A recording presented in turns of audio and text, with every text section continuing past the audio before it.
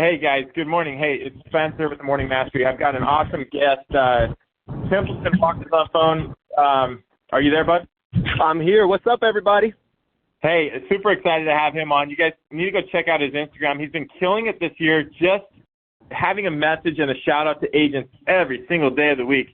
And he is killing it. He's getting a lot of followers and a big following for agents. Even if you're not an agent and you're tuned in today, you just need to listen to this conversation because we were just discussing something that drives me a little crazy. And let me give you a little basis of what this is. So anyways, follow Templeton at Templeton Walker on his Instagram. That's where I follow him. That's why we're having this call, is because I've been following him, and I just love his advice to real estate agents. But if you're not an agent, like I said, there's going to be some stuff that you can apply to your life.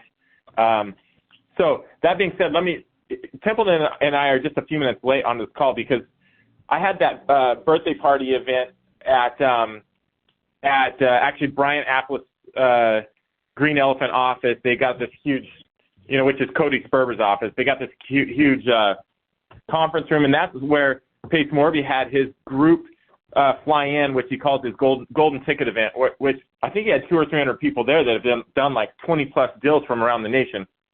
So that being said, we had like 150 realtor RSVPs, and we were going to be speaking to the realtors and teaching the realtors other options like creative finance, just to open up their eyes and ears a little bit to the possibilities of doing more real estate and finding the best solutions for their clients always, okay? So anyways, I had like 150 RSVPs, realtors, and like 30 show up. And luckily, Pace Morby had some, like 100 plus of his students that still wanted to hang out and be there. So we still had a lot of people. But Templeton, what's up with realtors that RSVP 150 for like a 30 show up? I mean, you get into the psyche of the realtors a little bit more. Why do realtors do that? I think there's an entitlement, Spencer. I think there's some sort of, I don't know what it is, but like once you get that license, and I think I was guilty of it too when I first started. You get this license and you start to turn your nose up to the non-licensed options, or wholesaling, or creative finance. What is that? And I don't know. I mean, realtors are like cats, man. I've led really big teams. I've had up to 100 agents that I was leading at a time, and it's hard to get a realtor motivated to go do the work or go show up to the free event where they're getting $10,000, $20,000, $30,000 of value at that event the other day, and you can't get them to show up. It's insane to me. I have given up on trying to understand it. It's just insane. That's kind of the best word I have for it. Yeah, and when you say giving up to understand it, it's funny because I hate to bring Pace back in this, but when you do like these subject to deals or this creative finance, I heard someone ask him, like, why would a seller even want to do that? Why would they want to give up 2 or 3% mortgage and give up their house? And Pace is like, what does it matter? They're doing it. So we're going to take advantage of it. Or they have a need and they have a want, but what does that matter, right? And so like you said, you've kind of given up on trying to figure that out. So that being said, you've been dropping so much freaking I love all the advice that you have been dropping every single day of the week for these realtors. What's the motivation behind trying to get these realtors going? So for me, I used to have a big social media, and like 3 years ago, I just hard deleted it. I didn't deactivate. I deleted it. I don't know. I was midlife crisis, but I was just like, it was just getting old. And I felt like I wasn't speaking the right message. So I was like, if and when I ever get back on social media, it's going to be a very strategic reason. So I had gotten back on, and I just shared my life, and I had grown to about 5,000 followers again on Instagram. And that was great, but it was kind of stuck there. And what I realized, and I realized this rereading $100 Million Offers, $100 Million Leads, I said, if I'm going to spend time away from my family, and I'm a very dedicated father and husband. I got 5 kids. I have my wife, Denise. I only work 4 hours a day.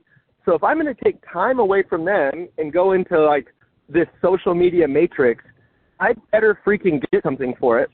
And what I found was most people on the internet don't want to follow me for my esoteric interests. They want to follow me because I know how to make a lot of money with real estate. So that's when I said, all right, my avatar is realtors, because who do I make my most money from? I make the most money from realtors who send me deals. And then I have an education product called Realtor Doctors with my partner, Miguel Prado. We have an education product launching next month. So what's it called? Realtor Doctors, you said? The Realtor Doctors. So one of my ads that I'm thinking is going to be like us in the OR room, like performing brain surgery on a realtor and be like, Miguel, this guy only knows how to take a listing, man. We got to save him. Yeah. Because so many realtors only look at real estate through this small lens of put a sign in the ground, take a listing, work a buyer. And what they don't understand is that's just an exit strategy. Same with Pace's sub 2, right? That's an exit strategy. Wholesale, what you and I do a lot of, exit strategy. They're not actually businesses. What realtors need to understand is how to tack an acquisition company on top of the funnel. So now they get more deal flow, and then they have to understand what's best for the seller. Is it a listing? Is it a wholesale? Is it a subject to? Is it a seller carry? Those are all just exit strategies. But first, you have to become an acquisition company, and that's what the Realtor Doctors is going to teach. Nice. I love that. Are you scared to shrink your audience just to realtors nationwide? No, because when you need, like they say, the riches is in the niches, right? And what I've found is that I'd rather go a mile deep with, now my social media in the last month has grown from 5,000 to 21,000. But it's cool. But Spencer, it's cool because it's 21,000 realtors. It's the exact avatar that I want. So is that more powerful than someone with a couple 100,000 followers who aren't their avatar, or maybe they're like some emo 12-year-old kid that saw some reel on money or something, like I'm only speaking to my exact niche. So I think I'm going to get a lot more ROI on a smaller audience, but a more potent audience. So I think that's the way. That's awesome. I mean, so powerful. So did I hear this correct? You said you've been basically gone from 5,000 to 21,000 in a month on Instagram? Yeah, it's been crazy. And the strategy, you guys, it's I'll tell you what changed is when I was rereading $100 million offers, $100 million leads, I decided who is my avatar? Because you know me really well, Spencer. I sell a lot of traditional real estate. I wholesale a ton of real estate. I fix and flip real estate. I have buy and hold. I own subject to. I know all of that stuff better than most. But if I tried to tell my audience, hey, I'm the guy that knows everything, I don't niche down, and you know what I mean? Like, really, right. You're not a specialist. So I was like, okay, I'm going to speak to realtors, and I'm going to teach them this one thing. I'm just going to bring them value. And then I'm pretty good at, like, freestyling videos. Like, I can make pretty good content on the fly. But what I realized was that pretty good is not great. And So now my reels, it might not look like it. I write them. I think about them for 2 or 3 days before I post them. I really try to study what would my audience want to learn, and then how do I make it as valuable as I can, where I'm not holding any secrets behind some paywall. I'm genuinely giving you the best knowledge that I have, and lo and behold, it's doing much better. Go figure. Right. I mean, you're posting Monday through Friday, though, right? The reels have been Monday, Wednesday, Friday, and then because I was reading something that, and I don't know if this is true, right? Like, I'm testing all this, that if you do a reel daily, it will actually give you less engagement. So if you put like 3 really good ones a week, you'll end up having better growth. So I don't know if that's true. That's what I've been doing. So Monday, Wednesday, Friday, and I think my audience has started to learn and understand, oh, hey, Temp's going to have a really thoughtful, good video for us on Wednesday. And then I always end the week on a Friday. Hey, guys, this is my last one of the week. It's going to be, really powerful. And then on Saturday evenings and Sundays, I delete social media from my phone, and I just hit a little reset because it can kind of be a wheel that never ends. And I have found on Sundays, I'm religious. I like to go for runs and listen to a couple sermons and play with my kids and just not even think about it. And then Monday morning, I get back in the action. Yeah, that's awesome. Oh, wow, that's great. So you've mentioned these are 2 different books I actually have never even heard or read. It's $100 million offer and $100 million leads. Is that what it is? Yeah, by Alex Hormozi. And you guys, this is the most tactical book. Like, he is so logical and clear. And I would say 2 of the most important books I've ever read. And I've read maybe 300-400 business books. and they're that good. I mean, they're extremely good. If you ever want to figure out how to make, because you guys, sales or anything in life, you have to have an irresistible offer. You have to have an offer that is so good it's impossible to say no to. And then $100 million leads tells you how to deliver that offer to the right audience that wants it. And if you can figure out those two things, you can change your life and print money and have a lot of fun doing it. Right. I've actually just became a Alex Hormozi fan. I taught something on leverage that he was inspired by him just recently.